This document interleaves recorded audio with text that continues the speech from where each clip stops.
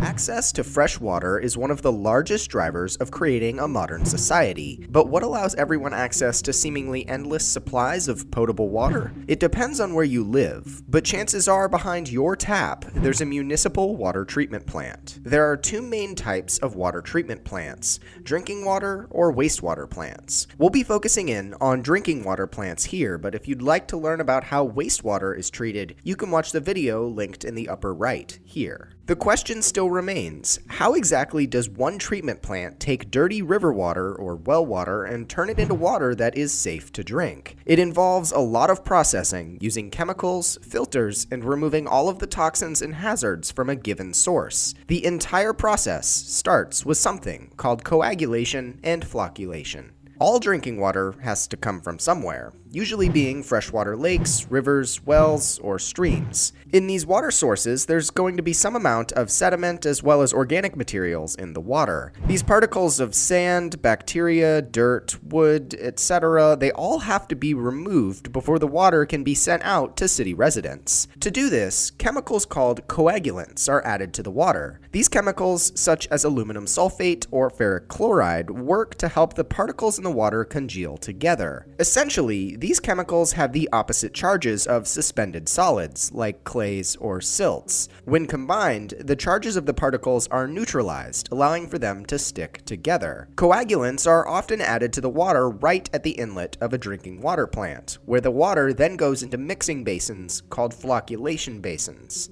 In these basins, the solution of water and coagulant will slowly be mixed together to form what are called floc particles. After mixing for a set amount of time determined by water quality in the flocculation basins, the water is moved to sedimentation basins. It's in these holding tanks where the water sits for the floc particles to begin settling out at a faster and faster rate, which is the intended goal of this process. By simply adding and mixing these chemicals into the water and letting that water sit, a large portion of the sediment will settle out to the bottom as sludge, which can be taken away to a landfill or holding facility. The floc particles are ultimately removed from the bottom of basins, and the clean water, being the cleanest at the top due to the settling particles, flows over weirs to the next stage in the process. In some plants, engineers actually use dissolved air flotation tanks in place of sedimentation basins. In these cases, air is pumped into the bottom of the tanks, creating a cascade of tiny bubbles. As these bubbles float to the surface, they take floc particles with them, forming a film of floc on the surface of the tanks. Then, a sweeper arm pushes the floc into a collection basin where it's taken to a handling facility. In dissolved air flotation tanks, the clean water is taken from the bottom, where the least amount of floc is. When it comes to designing wastewater treatment plants, engineers will vary techniques based on the water source and how they want their final water to taste, feel, or otherwise be treated. The only regulation is the quality of water being pumped to the city, and in most cases, it doesn't matter how plants get the water to that point, which allows civil engineers a lot of creative freedom in the process. After the majority of solids are removed from the water during coagulation and flocculation, followed by sedimentation, the water flows over weirs to the next step: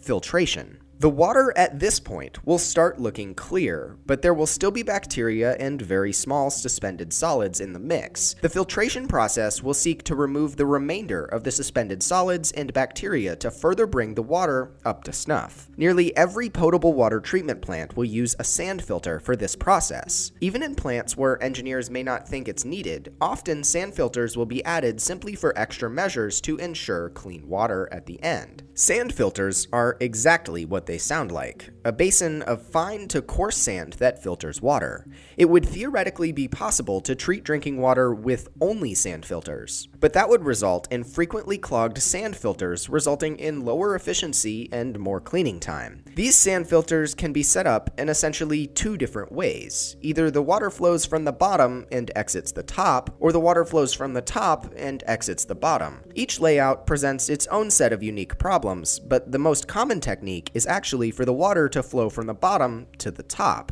Sand filters aren't highly technical. Water just passes through them and particles get caught as they run out of space to flow through. However, while not highly technical, sand filters are highly efficient. Water flowing out of sand filters will need to have a clarity of around less than 0.3 nephelometric turbidity units, or NTU. try saying that 3 times fast, or whatever local code is used for water clarity. This measurement is essentially just a way to determine the number of particles still remaining in the water, or turbidity. Many treatment plants will also pass water through activated carbon basins, which you can essentially think of as giant Brita filter tanks. Activated carbon particles have hundreds of tiny pores on them that help remove the tiniest of sediment and bacteria. This process isn't wholly necessary, but it helps improve taste and odor, often a desired trait for city residents. At this point, the water should be mostly crystal clear, but there still remains some residual bacteria.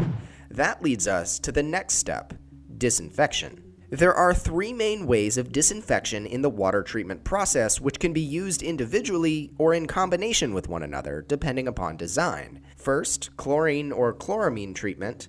There's ozone treatment, and finally, ultraviolet radiation treatment. In the US, the main method of disinfection is by adding chloramines, or chlorine-based compounds. These compounds, such as chlorine dioxide or monochloramine, work to kill microorganisms. One downside to this process, though, is that these chemicals can react with other organic material in the water to create disinfection byproducts. These disinfection byproducts are harmful to human health and have to be prevented or mitigated.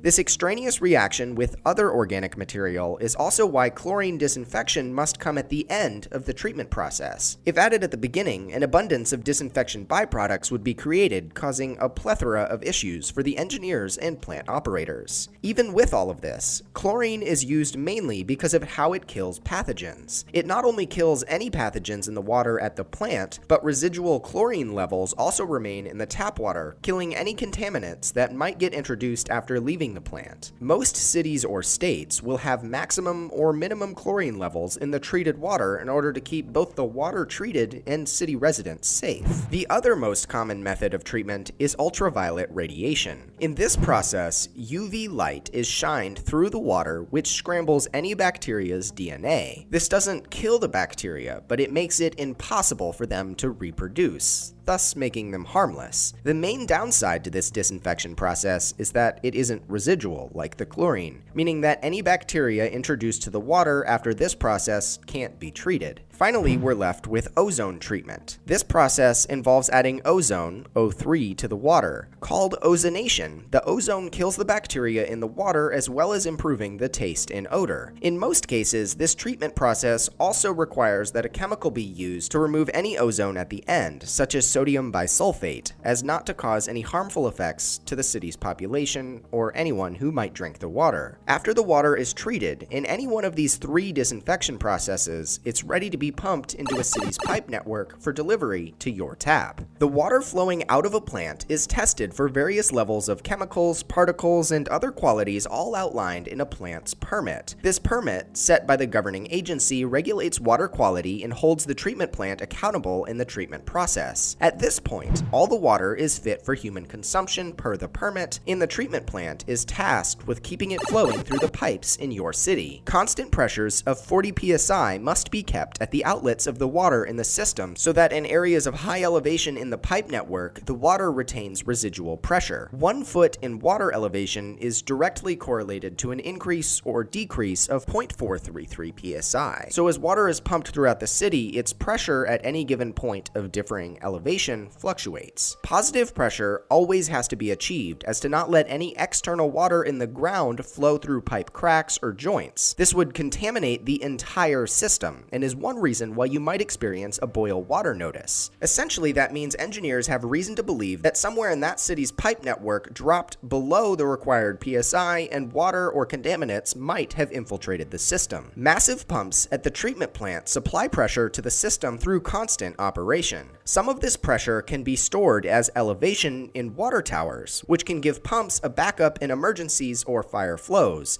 In a lot of cases, water towers allow the pumps at the treatment plant to run at a a constant rate, which increases efficiency and removes downtime problems. This combination of pumps and water towers allows your tap to remain flowing and otherwise allows you to live in the comfort of your own home. Civil engineers and treatment plant operators work around the clock to provide clean water through water treatment plants. At this point, we've taken a look at the most common potable water treatment techniques, but there are tens to hundreds of other deviations we haven't discussed. This draws back to one of the coolest things about water treatment plant design. You're able to use any number of creative solutions to clean the water, and as long as it comes out clean, you've done your job well. Don't forget about the thankless job of being a water treatment plant operator, though. These men and women work around the clock to keep treatment plants running 24/7 so you can always have fresh water. A lot of time, money, and effort goes into making sure that you can have that nice glass of water on demand.